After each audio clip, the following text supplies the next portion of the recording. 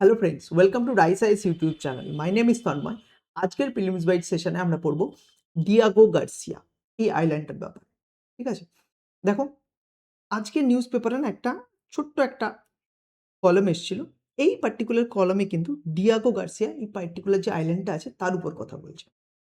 এবার যেহেতু এই প্লেসেসটা নিউজে আছে, তাহলে আমাদের এটা জেনে নিতে হবে, আচ্ছা আদেও কি ইউপিএসসি এই টাইপের কোনো কোয়েশ্চেন জিজ্ঞাসা করে প্রিলিমসে? তার জন্য দেখো আমি দুটো কোয়েশ্চেন নিয়ে এসেছি, দুটোই 2022 প্রিলিমসে জিজ্ঞাসা করেছে। আর দুটোই কিন্তু এই প্লেসেসের নিউজ যে থিমটা আছে তার উপরেই কিন্তু কোয়েশ্চেনটা জিজ্ঞাসা করেছে। ফার্স্ট কোয়েশ্চেনটা দেখো, কনসিডার দ্য ফলোয়িং পেয়ার দিয়েছে, region often mentioned in the news, আর কোন কান্ট্রিতে এই রিজিয়নগুলো আছে সেটা কিন্তু ম্যাচ করতে বলেছে।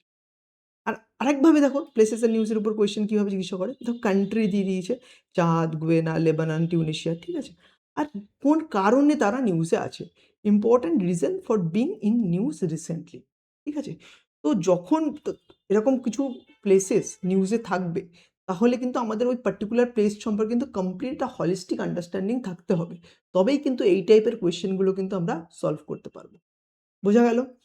এই আন্ডারস্ট্যান্ডিংটা মাথায় নিয়ে আমরা এই পার্টিকুলার টপিকটাতে আসি, ডিয়াগো গার্সিয়া। এবার দেখো, যখন কোনো টপিক তোমরা কভার করছো না, প্রথমে না একটা তার ওভারভিউ নিয়ে নেবে কুইক, কোন কোন ডাইমেনশন আমরা টপিকগুলোকে কভার করছি। তাহলে না আমাদের যে আমরা কনসেপ্টগুলো বা নলেজগুলো নিচ্ছি সেটা কিন্তু গ্র্যাপস করতে বা ক্যাটাগরাইজ করতে কিন্তু সুবিধা হবে। দেখো, প্রথমে আমরা কনটেক্সট দেখব, তারপর না এই পার্টিকুলার যে আইল্যান্ডের ব্যাপারে পড়বো তার জিওগ্রাফিক্যাল লোকেশন দেখব, এরপর এই রিলেটেড যে হিস্টোরিক্যাল ব্যাকগ্রাউন্ড বা সভরেনিটি ডিসপিউট আছে সেটা কিন্তু আমরা ক্লিয়ার করব। এরপর আমি তোমাদের ম্যাপের দ্বারা কিন্তু এটাকে কোথায় আছে, ইন্ডিয়া থেকে কত দূরে আছে, এই কনসেপ্টগুলো কিন্তু ক্লিয়ার করে দেবো। বোঝা গেল? এরপর আমরা আসবো 2025 সভরেনিটি ডিল, এই পার্টিকুলার ডাইমেনশনে কিন্তু আমরা ফোকাস করব। এরপর আমরা আসবো এই পার্টিকুলার আইল্যান্ডটার যে স্ট্র্যাটেজিক অ্যান্ড মিলিটারি সিগনিফিকেন্স আছে সেটাও কিন্তু আমরা খুব ভালোভাবে দেখব। এটা হয়ে গেলে যে ইন্টারন্যাশনাল লিগাল পার্সপেক্টিভ আছে সেটাও কিন্তু আমরা আলোচনা করব। তাহলে এই 5টা ডাইমেনশনে এই পার্টিকুলার আর্টিকেলটাকে যদি আমরা কভার করে নিতে পারি, তাহলে কিন্তু একটা কমপ্লিট হলিস্টিক আন্ডারস্ট্যান্ডিং কিন্তু আমাদের হয়ে যাবে। এটা যদি হয়ে যায়, তারপরে আমাদের এই পার্টিকুলার প্রিলিমসের যে প্র্যাকটিস কোয়েশ্চেন আছে সেটা কিন্তু সলভ করতে হবে। তবেই আমরা বুঝতে পারবো যে না, আমাদের আন্ডারস্ট্যান্ডিং ক্লিয়ার হয়েছে। আদারওয়াইজ কী করে বুঝবো আমরা, তাই না? এবার আমরা কনটেক্সট দিয়ে শুরু করি। কনটেক্সট দিয়ে শুরু মানে কনটেক্সট যখন আসছি, ফার্স্টে তোমাদের একটা, তোমরা সবাই জানো যে ওয়েস্ট এশিয়াতে রিসেন্টলি কি খুব বড় একটা ওয়ার হচ্ছে। একপাশে ইসরায়েল আর ইউএসএ আছে, একপাশে ইরান আছে, ঠিক আছে। তো কি হয়েছে রিসেন্টলি না, ইরান কিন্তু এই পার্টিকুলার, দেখো ইন্ডিয়া থেকে অ্যারাউন্ড 1800 কিলোমিটার দূরে কিন্তু সাউথে এই পার্টিকুলার আইল্যান্ডটা কিন্তু আছে, ঠিক আছে। তো ইরান কিন্তু ওই উপর থেকে কিন্তু এই পার্টিকুলার আইল্যান্ডের দিকে একটা মিসাইল লঞ্চ করেছে।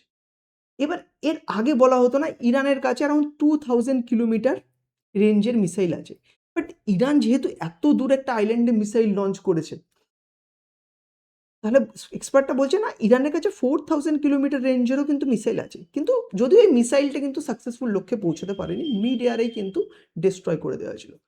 এইবার না আমরা এটা দেখবো, এই পার্টিকুলারটার মধ্যেই দেখবো যে এই পার্টিকুলার আইল্যান্ডে ইরান কেন করলো, কারণ এই আইল্যান্ডে কিন্তু ইউএস এর একটা ইম্পর্টেন্ট মিলিটারি বেস আছে, ঠিক আছে, যার সাহায্যে কিন্তু ইউএস এই পুরো রিজিয়নটাকে কিন্তু কন্ট্রোল করার চেষ্টা করে, ঠিক আছে। এবার তার একটা পার্ট বাই পার্ট কিন্তু আমরা প্রত্যেকটা জিনিস জানবো।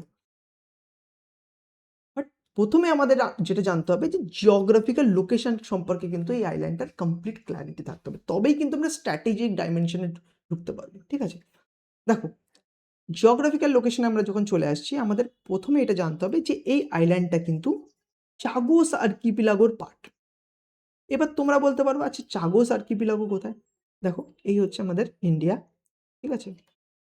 তার থেকে কিন্তু আমরা যদি সাউথে চলে আসি, সেখানে অ্যারাউন্ড এটা কন্যাকুমারী যদি থাকে, অ্যারাউন্ড 1800 কিলোমিটার সাউথে যদি চলে আসি, তাহলে আমরা পেয়ে যাবো চাগোস আর্কিপিলাগো। এই যে চাগোস আর্কিপিলাগো আছে না, এর মধ্যে কিন্তু 58 আইল্যান্ড আছে। তার মধ্যে যে লার্জেস্ট ল্যান্ডমাস সেটা হচ্ছে ডিয়াগো গার্সিয়া, এই আইল্যান্ড। জিওগ্রাফি ক্লিয়ার করো, তবেই কিন্তু পরবর্তী যে ইন্টারন্যাশনাল ডাইমেনশন সেগুলো আমরা বুঝতে পারবো। তাহলে কোথায় না চাগোস আর্কিপিলাগো আছে, চাগোস আর্কিপিলাগোর থেকে মধ্যে যে লার্জেস্ট ল্যান্ডমাস সেটা হচ্ছে ডিয়াগো গার্সিয়া। আর এই চাগোস আর্কিপিলাগো অ্যারাউন্ড মলদ্বীপ থেকে, এই যে মলদ্বীপ দেখতে পাচ্ছ, একবার জুম করে নাও, তাহলে তোমরা আরো বেটার বুঝতে পারবে। মলদ্বীপ থেকে অ্যারাউন্ড 1200 কিলোমিটার ডিস্টেন্সে কিন্তু সাউথে কিন্তু এই পার্টিকুলার আইল্যান্ডটা আছে। এবার যখন তোমরা এই চাগোস, ডিয়াগো গার্সিয়া এটা পড়ছো না, সেটা মনে রাখো। আর দুটো ইম্পর্টেন্ট আইল্যান্ডের লোকেশন জেনে রাখো। একটা হচ্ছে সেইশেলস, একটা হচ্ছে মরিশাস। এই চাগোস আর্কিপিলাগো না হিস্টোরিক্যালি কিন্তু মরিশাসের পার্ট। ঠিক আছে? এবার আমরা এটাও দেখব যে কিভাবে এটা এখন ইউএস কন্ট্রোল করছে, ইউকের কি রিলেশন, আমরা কিন্তু এক এক করে সবকিছু জানবো। বাট তুমি এটা বুঝতে পারলে যে চাগোস আর্কিপিলাগো তার একটা ইম্পর্টেন্ট আইল্যান্ড কি ডিয়াগো গার্সিয়া, আর এই চাগোস আর্কিপিলাগো হিস্টোরিক্যালি কার পার্ট না মরিশাসের পার্ট। আর সেইশেলস কিন্তু এই মরিশাস থেকে কিন্তু নর্থে আছে। আর এই রিজিয়নটা না একবার নর্থ সাউথে খুব ভালো করে অবজার্ভ করে নাও। সে কোনটা নর্থে আছে, কোনটা সাউথে আছে। ইউপিএসসি কিন্তু ক্রিটিক্যাল কোয়েশ্চেন কিন্তু এই পার্টিকুলার রিজিয়ন থেকে জিজ্ঞাসা করতে পারে। তারা অ্যারেঞ্জমেন্টের উপর কোয়েশ্চেন জিজ্ঞাসা করে নিল। তাহলে আমাদের প্রিপেয়ার থাকতে হবে। বোঝা গেল? এইবার আমরা আসি জিওগ্রাফিক্যাল লোকেশনের বাকি পার্টগুলোতে। আমরা এটা জানলাম যে চাগোস আর্কিপিলাগোর part, largest landmass Diego Garcia Chagos Archipelago. আর এটা around 7 degree south of equator কিন্তু সিচুয়েটেড আছে। ঠিক আছে? আর যেমন তোমাদের বললাম 1800 কিলোমিটার সাউথ ওয়েস্ট অফ ইন্ডিয়াতে কিন্তু এই পার্টিকুলার লোকেশনটা আছে। আরেকটা ইম্পর্টেন্ট ফ্যাক্ট তোমরা মনে রাখবে যে এই পার্টিকুলার যে আইল্যান্ডটা আছে এটা কিন্তু কোরাল অ্যাটল, কোরাল দ্বারা কিন্তু তৈরি। আর এর সাথে সাথে কিন্তু এখানে কিন্তু ডিপ ন্যাচারাল লেগুন আছে। আর এর ফলে কি হচ্ছে যে নেভাল ভেসেল তাদের যে অ্যাঙ্কারিং বা তাদের যে ডকিংয়ে সেটা কিন্তু প্রচুর হেল্প করে। বোঝা গেল? তাহলে আমরা জিওগ্রাফিক্যাল লোকেশন সম্পর্কে ক্ল্যারিটি পেলাম। এইবার আমরা আসবো হিস্টোরিক্যাল ব্যাকগ্রাউন্ড আর সভরেনিটি ডিসপিউট নিয়ে। দেখো, প্রথমে না পর্তুগিজ কিন্তু এই আইল্যান্ডটাকে এক্সপ্লোর করে। তারপর কে এখানে আসে না, তারপর ফ্রেঞ্চ সেটেলমেন্ট কিন্তু এখানে হয়। এরপর ট্রিটি অফ প্যারিস দ্বারা কিন্তু ইউনাইটেড কিংডমের কাছে এই আইল্যান্ডটার কন্ট্রোল আসে। তাহলে প্রথমে কে পর্তুগিজের থেকে কে আসলো না ফ্রান্স, ফ্রান্সের থেকে ট্রিটি অফ প্যারিস দ্বারা ইউকের কাছে কিন্তু এই আইল্যান্ডটার কন্ট্রোল আসে। এবার 1965-এ যখন মরিশাস যখন ইন্ডিপেন্ডেন্স গেইন করার মুহূর্তে তার আগে কি করেছে ইউকে, এই যে চাগোস আর্কিপিলাগো আছে সেটা কিন্তু মরিশাসের থেকে ডিটাচ করবে। এবার ডিটাচ করার পরে কি করে না ব্রিটিশ ইন্ডিয়ান ওশান টেরিটরি বলে একটা মানে নতুন নাম দিয়ে কিন্তু এই রিজিয়নটাকে কিন্তু আইডেন্টিফাই করা হয়। ঠিক আছে? আর তারপর এটা যখন করে নেওয়ার পর 1967 থেকে 73-র মধ্যে সেই যে ওই চাগোস আর্কিপিলাগোর যে সমস্ত ইন্ডিজিনাস পপুলেশন আছে, চাগোসিয়ান পপুলেশন, তাদের কিন্তু ইউকে ফোর্সিবলি এভিক্টেড করা শুরু করে। আর তাদের না সেশেলস, মরিশাস এইসব জায়গায় কিন্তু পাঠায়। আর আর ওই পার্টিকুলার আইল্যান্ডটাতে কিন্তু ইউএস মিলিটারি বেস আস্তে আস্তে কনস্ট্রাক্ট করা হয়। এবার তোমরা জিজ্ঞাসা করতে পারো, আচ্ছা এত কেন ফাইট এই পার্টিকুলার আইল্যান্ডটার জন্য? এত কিছু কেন করা হচ্ছে? নিশ্চয়ই এর কোনো স্ট্র্যাটেজিক আর মিলিটারি সিগনিফিকেন্স আছে। সেটা কিন্তু আমরা এই পার্টটাতে জানবো। বাট এটা দেখার আগে না আমাদের এটা সম্পর্কে ক্লিয়ারলি থাকতে হবে যে 2025 একটা সভরেনিটি ডিল আসে। সেটা কি বলা হয়? দেখো, এই পার্টিকুলার ডিলের মাধ্যমে না ইউকে কি করেছে, এই যে চাগোস আর্কিপিলাগো আছে, ডিয়াগো গার্সিয়া চাগোস আর্কিপিলাগোর একটা পার্ট। এই চাগোস আর্কিপিলাগোর উপর যে সভরেনিটি, সে কমপ্লিট সভরেনিটি তো মরিশাসের আছে। ইউকে কিন্তু এটা রিকগনাইজ করেছে। UK acknowledge Mauritius sovereign authority over entire Chagos archi. বোঝা গেল? কিন্তু এখানে একটা ক্যাচ আছে। এই চাগোস আর্কিপিলাগোর মধ্যে কি আছে? না ডিয়াগো গার্সিয়া। এই ডিয়াগো গার্সিয়ার যে অ্যাডমিনিস্ট্রেটিভ কন্ট্রোল সেটা কিন্তু ইউকে নিজের কাছেই রেখে দিয়েছে। আর সেটা এই 99 ইয়ার্সের জন্য কিন্তু ইউকে ডিয়াগো গার্সিয়ার অ্যাডমিনিস্ট্রেটিভ ভার কিন্তু সামলাবে। বোঝা গেল? এইবার তোমরা এটা জিজ্ঞাসা করতে পারো, আচ্ছা তাহলে ফাইট যখন করছে নিশ্চয়ই স্ট্র্যাটেজিক মিলিটারি সিগনিফিকেন্স, তাহলে কি স্ট্র্যাটেজিক মিলিটারি সিগনিফিকেন্স? দেখো, এই আইল্যান্ডটাকে কি বলা হয় জানো? Unsinkable aircraft carrier. কেন বলা হয়? এই আইল্যান্ডটাতে ডিয়াগো গার্সিয়া সেখানে কিন্তু ইউএসের one of the largest military base কিন্তু আছে। আর এই মিলিটারি বেসের দ্বারা, এখানে যে মিলিটারি বেসটা আছে তার দ্বারা ইউএস কিন্তু এই পুরো ইন্দো প্যাসিফিক রিজিয়নে কিন্তু ডমিনেন্স স্ট্যাবলিশ করে। ঠিক আছে? তাদের যে প্রভাব সেটা কিন্তু রাখে। শুধু ইন্দো প্যাসিফিক না, মিডল ইস্ট, ইস্ট আফ্রিকা, এখানে কিন্তু পুরো ইউএস কিন্তু ইনফ্লুয়েন্স করে। এর সাথে সাথে ইউএস কিন্তু যে মিডল ইস্টে যখন ওয়ার করেছে, যেমন গলফ ওয়ার, আফগানিস্তান 2001-এ, ইরাক ওয়ার, সেই টাইমে কিন্তু এই পার্টিকুলার আইল্যান্ডটাকে একটা মিলিটারি লঞ্চ প্যাড হিসেবে কিন্তু ইউজ করেছে। এখান থেকে প্রচুর জাহাজ ওইসব কান্ট্রিতে পাঠিয়েছে, যুদ্ধ জাহাজ, ঠিক আছে? এখানে একটা ইম্পর্টেন্ট দেখো স্ট্র্যাটেজিক সিগনিফিকেন্ট, এই পার্টিকুলার আইল্যান্ডটাতে এখন 3700 মিটার এত বড় রানওয়ে কিন্তু আছে। আর এই রানওয়ে কিন্তু ইউএসএর যে লং রেঞ্জ বম্বার আছে লাইক B2 স্টেলথ বম্বার, সেগুলো সাপোর্ট করার জন্য কিন্তু এত বড় রানওয়ের দরকার। দেখো রিসেন্টলি এই যে ওয়েস্ট এশিয়াতে যে ওয়ারটা হচ্ছে, তার আগে কিছু মাস আগে কিন্তু আবার একটা were like 12 day were like situation কিন্তু তৈরি হয়েছিল।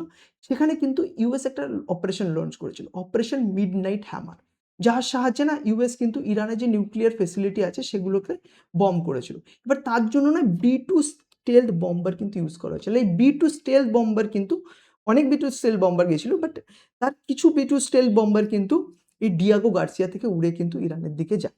ঠিক আছে? তাহলে বুঝতে পারছো যে কতটা স্ট্র্যাটেজিক অ্যান্ড মিলিটারি সিগনিফিকেন্স এই পার্টিকুলার এই একটা ছোট্ট একটা আইল্যান্ডের। ঠিক আছে? আর এর জন্যই কিন্তু আনসিঙ্কেবল এয়ারক্রাফট ক্যারিয়ার বলা হয়।